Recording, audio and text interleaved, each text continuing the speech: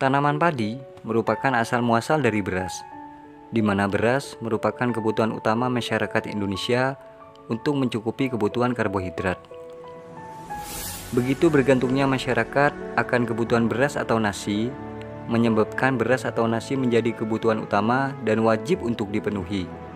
Karena selain nilai kebutuhannya, tanaman padi juga memiliki nilai ekonomi yang sangat tinggi. Seperti sudah diketahui oleh masyarakat, nilai jual beras sangatlah tinggi dan pasti laku. Kecukupan dan keberhasilan budidaya tanaman padi menjadi penentu untuk mencukupi kebutuhan. Ada beberapa langkah perawatan yang sering diterapkan oleh petani untuk meningkatkan hasil produksinya, mulai dari saat penyemaian hingga panen. Melakukan berbagai cara untuk meningkatkan pertumbuhan tanaman sampai teknologi panen supaya hasil gabah tidak banyak yang terbuang. Namun di balik segala upaya yang telah dilakukan, terkadang masih banyak kendala yang dihadapi, mulai permasalahan kondisi tanah, pupuk, air, dan yang sering terjadi adalah masalah serangan hama dan penyakit. Untuk saat ini, sudah banyak pestisida yang bisa dipakai untuk mengatasi serangan hama dan penyakit. Namun untuk pupuk, memang tidak bisa dipungkiri banyak petani yang mengeluh terutama tentang pupuk bersubsidi karena adanya kebijakan dari pemerintah dalam mengurangi subsidi pupuk. Dari persoalan tersebut, akankah kita sebagai petani hanya berdiam diri saja? Dan apakah masih ada teknologi pertanian yang bisa diterapkan untuk bisa meningkatkan produksi padi? Nah, di video kali ini saya Didit Susilo sebagai penyuluh pertanian lapangan di Kabupaten Bondowoso dan sekaligus sebagai owner dari konten kreator Anak Caping ingin berbagi sedikit ilmu dan pengalaman tentang teknologi apa yang bisa diterapkan dalam budidaya tanaman padi sehingga harapan untuk meningkatkan produksi tanaman padi masih bisa tercapai. Selamat menyaksikan dan semoga bermanfaat.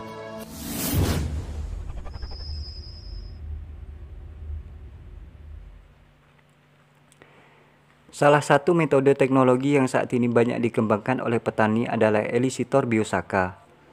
Selain cara pembuatannya yang cukup mudah, alat dan bahan yang digunakan sangatlah mudah untuk didapat di sekitar kita.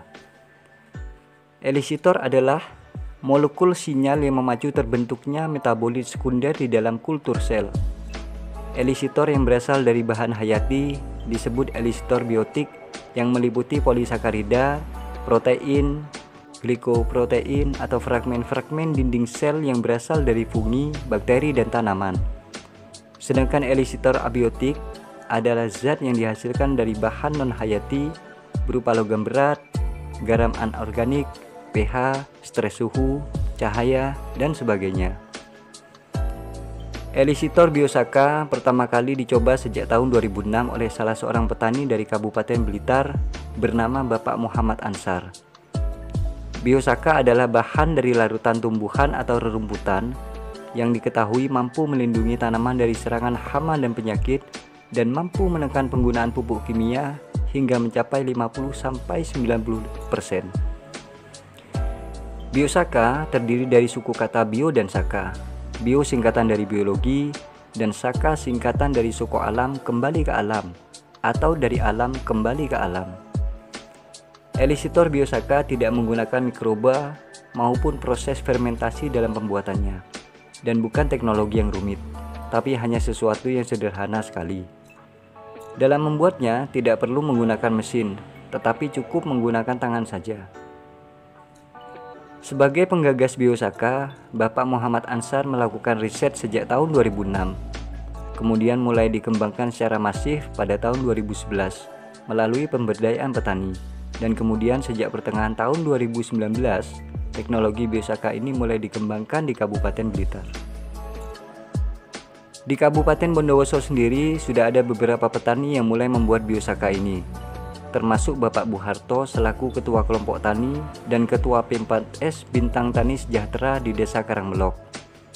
Hari ini saya bersama dengan adik-adik magang dari salah satu SMK di Bondowoso yang kebetulan sedang magang di P4S ini, sedang melakukan pembuatan Biosaka. Kegiatan kami mulai dengan mencari beberapa dedaunan di sekitar lokasi. Ada sekitar 11 jenis daun yang akan kami gunakan. Perlu diperhatikan dalam mencari daun yang akan dipakai, harus daun yang bersih dan terbebas dari serangan hama dan penyakit. Tidak boleh terlalu tua dan juga tidak boleh terlalu muda. Dan juga tidak boleh dari jenis daun yang berlendir.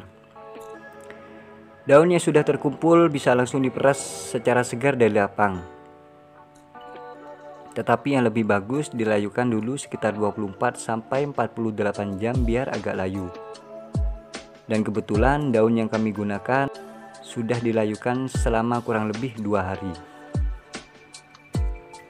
Alat yang digunakan sangat sederhana, hanya 4 alat saja yang kami gunakan, yaitu ember, jerigen, corong, dan juga kain untuk menyaring. Selanjutnya daunnya sudah terkumpul dan terseleksi, dimasukkan ke dalam ember yang telah berisi air sebanyak 10 liter. Untuk 1 genggam sedang, daun dibutuhkan air sekitar 5-10 liter air.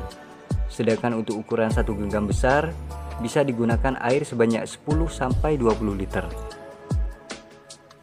Cara membuat Elisioter Biosaka ini juga sangatlah mudah. Daun cukup diremas pelan, memutar dan diselingi dengan adukan agar homogen.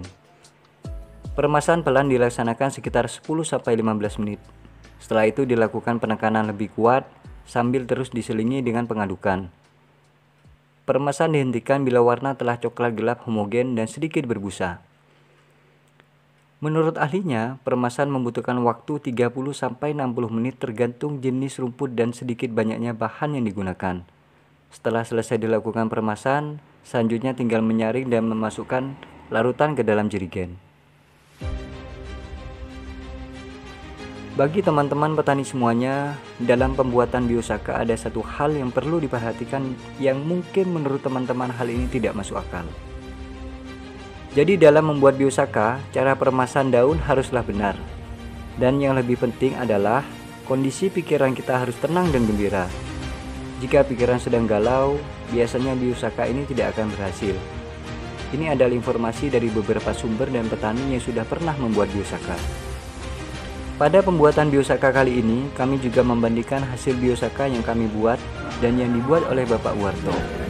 Ada beberapa perbedaan, baik dari segi warna maupun dari tingkat kandungannya.